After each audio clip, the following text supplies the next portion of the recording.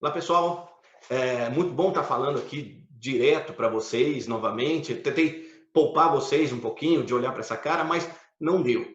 Essa semana eu vou precisar explicar com um pouco mais de detalhes a teoria do John Locke, que a gente está vendo desde a semana passada, sobre um elemento interessante e muito importante para a filosofia dele, na fundação do Estado, em como ele pensa, na verdade, a história do homem no que diz respeito à política, a relação com os outros, a relação consigo mesmo. Vamos falar exatamente hoje disso aqui, né, de uma fundamentação que o Locke faz sobre a propriedade privada, mas não como uma invenção humana, como outros pensam, mas como um direito por natureza que o homem tem. Isso vai ser radical e vai mudar muita coisa para ele pensar a história da humanidade a partir daí, a relação com tudo mais. Ok? Então, bom, esse filósofo, a gente já teve um textinho na aula passada apresentando um pouco das suas obras, um pouco dele. É um sujeito que criou uma teoria sobre a propriedade privada que nem todo mundo vai aceitar. É verdade, tem gente que vai criticar, mas a gente não, a gente vai gostar, porque é uma teoria bastante interessante para a gente pensar até uma justificativa para uma Europa que depois vai ter uma relação com o capitalismo que também se funda em algum pensamento ligado à propriedade privada que o Locke propõe. Ok? Então vamos lá. Ó, a gente sabe que tanto Locke, quanto Hobbes, quanto Rousseau, né, Rousseau que veio depois de Locke, tentaram pensar um fundamento para a nossa organização social, para como o ser humano chegou até aqui, pensando o que havia na origem, né? O que é original do ser humano e o que depois foi construído culturalmente. Mas o Locke focou, dentre as coisas que ele pensou, exatamente naquilo que a gente poderia dizer que era nosso, desde o tempo que a gente chama de estado de natureza. Ok? E aí há uma questão aqui. Por exemplo, quando a gente pensa esse homem que está aí representado como alguém da idade das cavernas e tal, a pergunta é: o que nos dá a possibilidade de dizer que essa coxa de sei lá o que ele está comendo é dele, exatamente dele? Intuitivamente a gente tem uma resposta. A resposta, sobretudo, pensando no modo de viver desse pessoal dessa época, a gente imagina que a resposta é essa, né? É dele porque ele caçou o animal que ele está comendo. Então a ideia de ao ser de alguém, porque esse alguém caçou, é uma ideia muito intuitiva. A gente tem isso e eu acho que o Locke pensou isso aí também. Só que o Locke, como um grande filósofo, pensava demais e continuou pensando. E disse: não, ok, ele caçou, mas o que no caçar estabelece a legitimidade de ser agora, a partir de agora, depois que ele caçou ou depois que ele assou aquela carne, aquilo ser dele, né? E o Locke vai pensar uma coisa simples. Ele vai dizer: olha, é preciso ver a base de tudo. E a base de tudo é o corpo. Na verdade, a base de tudo é a vida. E a vida como um fenômeno, como uma coisa muito bonita, mas essencialmente a vida como propriedade. A minha vida é minha propriedade. E aquilo que sustenta a vida, ou melhor, aquilo em que a vida se manifesta, que é o meu corpo, também é minha propriedade.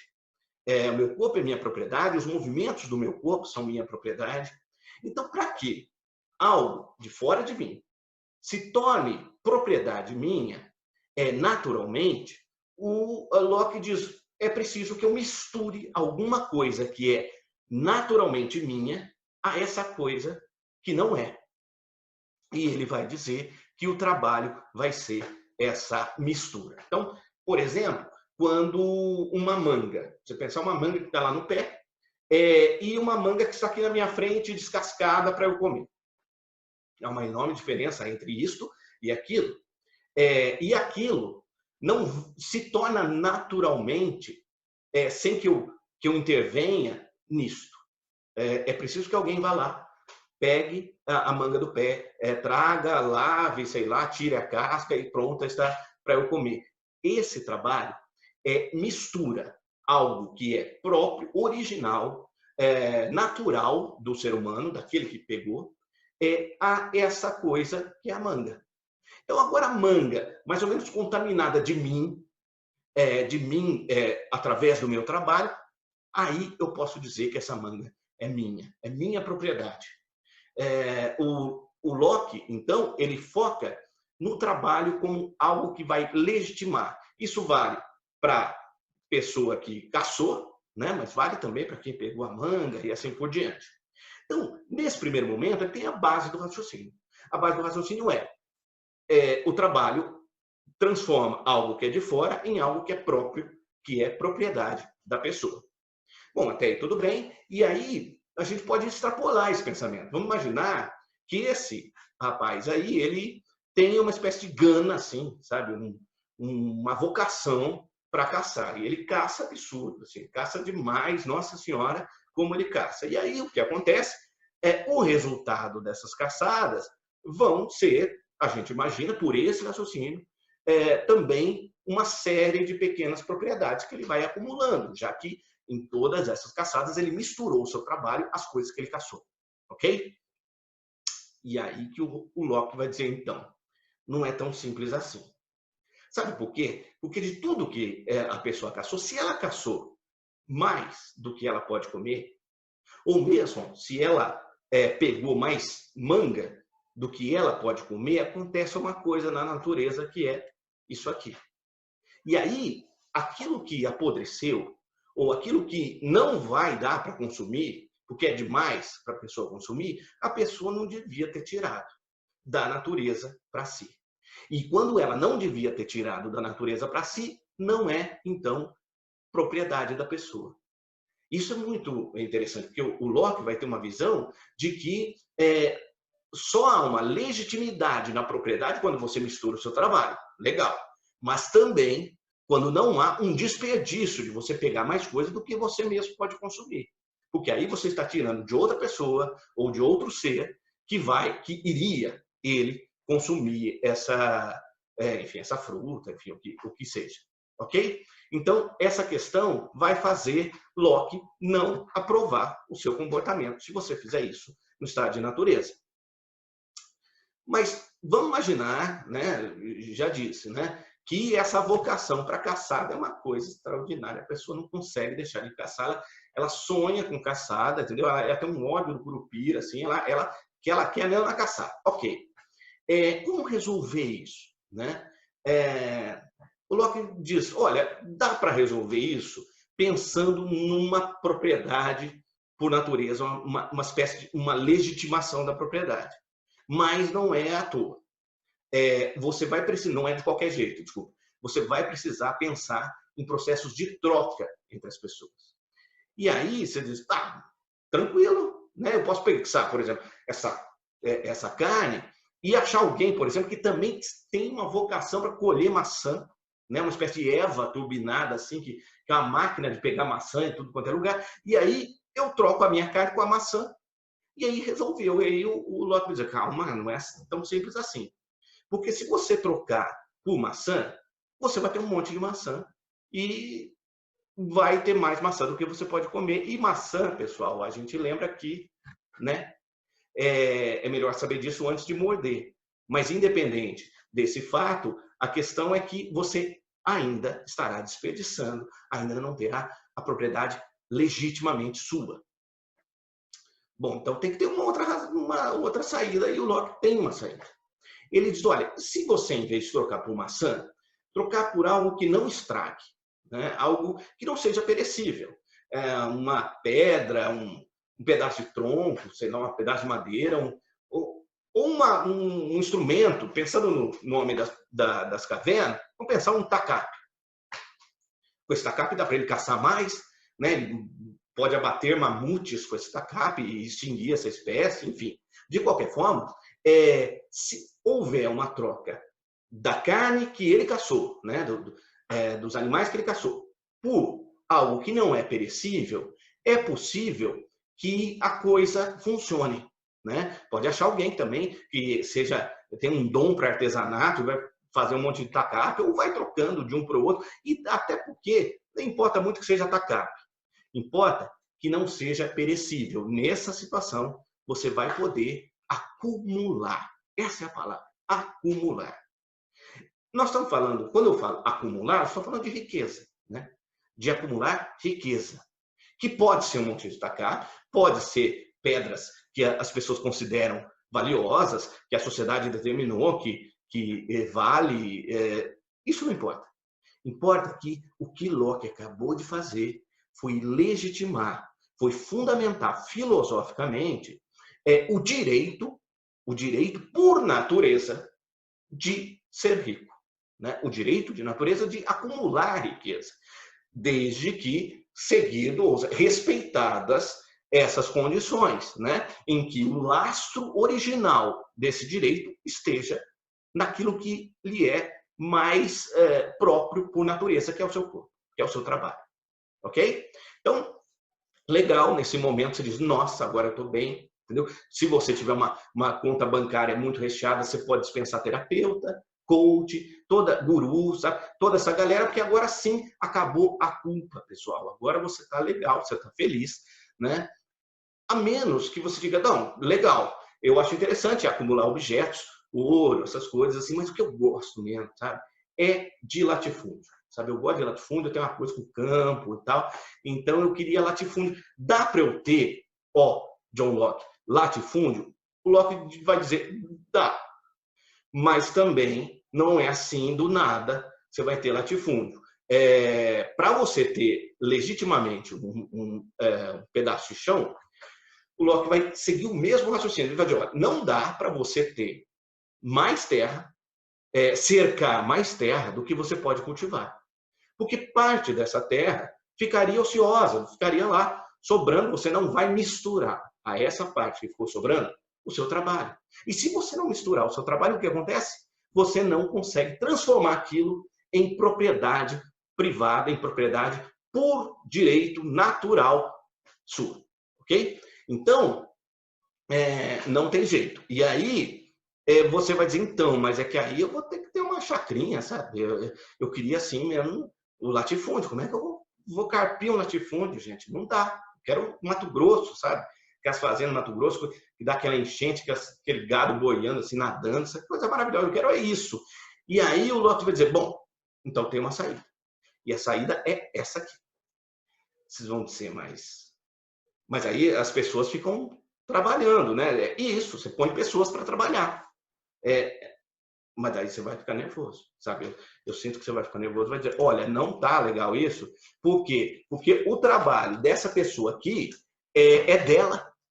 Então, vem alguém para trabalhar, esse carinha aqui, ele está transferindo, ele está misturando o trabalho que é próprio dele naquela terra. Então, essa terra é dele. Não vai ser desse senhor aqui, muito, muito simpático, mas não pode ser dele. Então, a primeira coisa para fazer diante dessa argumentação é esse argumento que destrói, que é um argumento maravilhoso, é o melhor argumento dos últimos tempos, que né? Então, já fala, a pessoa já sai chorando, sai chorando, vai para Cuba chorando. Isso é uma questão. Mas, para além disso, o Locke vai dizer, calma, que eu vou resolver essa questão. E eu vou resolver essa questão de uma maneira muito simples. Eu vou propor a mesma questão que eu propus para a gente pensar os objetos, que é a troca, né? No caso, a gente está vendo que essa pessoa está trocando algo que é seu, que é o dinheiro, por algo que é dessa pessoa, que é o quê? O trabalho. Então, se eu sou proprietário, eu tenho a posse do meu trabalho, assim como eu tenho a posse de uma maçã ou de um pedaço de carne, eu também posso fazer trocas. E aí, esse homem está trocando o seu trabalho por esse dinheiro, esse homem está trocando o seu dinheiro por este trabalho. Ok. Nesse momento, você vai dizer, então, resolve o latifúndio? Claro que não, são dois homens só.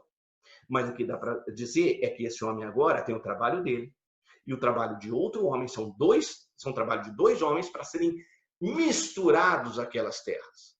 Vamos imaginar, então, que não sejam só 2 homens, e seja um montão. E esse homem troque o trabalho de todos eles por dinheiro. Nesse momento, todo o trabalho de todas as pessoas vai ser misturado àquele latifúndio.